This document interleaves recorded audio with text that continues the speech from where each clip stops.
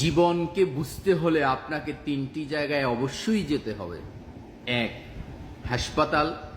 2, কারাগার। 3, কবরস্থান। 1 নম্বর, হাসপাতালে গেলে আপনি বুঝতে পারবেন সুস্থতা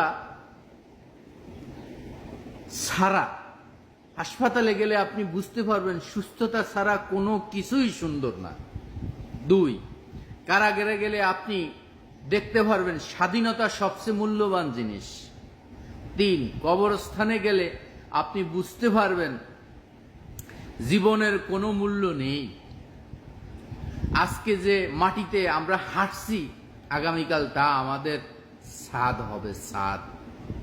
আল্লাহ তাআলা আমাদের সকলকে সঠিক বুঝ দান করুন, বিশেষ করে ইসলামিক বুঝ দান করুন। আমিন, আল্লাহুম্মা আমিন।